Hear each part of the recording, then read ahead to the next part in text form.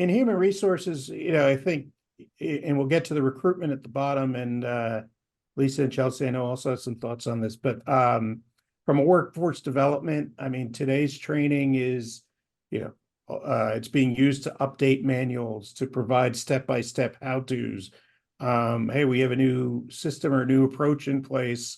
It's a lot easier to roll out training rather than have someone sit there and, create all of that from scratch, right? And how do we adjust it based on changes? Too. It's great. What's that? Employee experience too. It's just, it makes it so much, able to, tailor it and expedite feedback, questions, all of those things. So again, it's the kind of some of these administrative mundane aspects. Yeah, absolutely.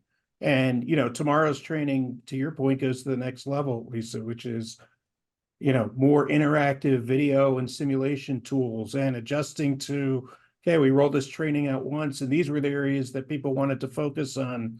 And, the virtual trainer emphasizes those and readjusts the course to spend 40% of the time instead of 20% of the time on that, right? So there's a lot of neat things that are being done in that. Personalized action in terms of human resources and being able to just better know the employee, know the broader picture of the employee. What are their interests? What are their family issues? Things that you might, as a human resources professional, pull together and say, well, I know this person's got 2 children, and I know, this could be they have another one on the way, and they could have some work-life balance issues, all those things that we can help them manage, being much more at the forefront of those. And then also just more tactically and strategically also identifying where, matching it to the strategy, matching it to revenue, matching it to where causes of turnover and where we might have staffing needs and where we might have staffing needs a year and 2 years from now, and getting ahead of that. We see a lot of work going on in HR tech to leverage AI to do that.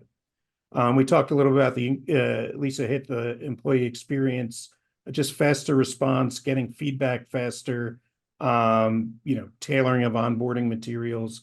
And then in recruitment, and that's where we'll spend, a lot of the rest of the time, in targeting. So first looking at it from firms looking to recruit, or even firms like ourselves, there's some better ways you can target candidates based on skills, longer term, potentially personality traits, certainly job descriptions, tailoring them, and personalizing some of the outreach based on the data that you have about the potential candidates and some of the unstructured data you get from whether it's their social media posts or their interests or their board seats and all those types of things that you'd have to pull together and kind of make that assessment.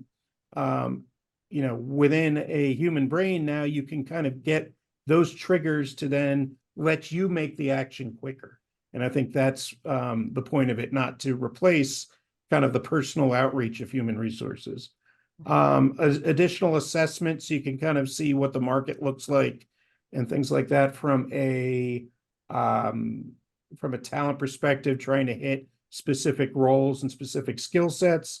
You can spend you can start to reduce the funnel and narrow the funnel to then really focus on who are those applicants and who are those, if it's an applicant setting, or who are those people from a recruiting standpoint we're targeting for more specific, detailed reach out and review, and target your best candidates that way versus boiling the ocean, which a lot of people have done in the past in recruiting.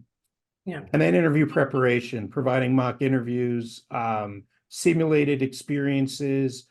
These can, be provided by the company that's about to interview them to give them kind of an assessment for what their day is going to be like in an interview day, or what their interviews are like. And it's not to, have the person over prepared, but it gives them an idea of the culture of the organization. It gives the company an understanding of, how does this candidate think and how do they approach things that then can help you further dive into it. It gets you further along in the interview process without replacing that personal touch that you need to have when you're making a hiring decision.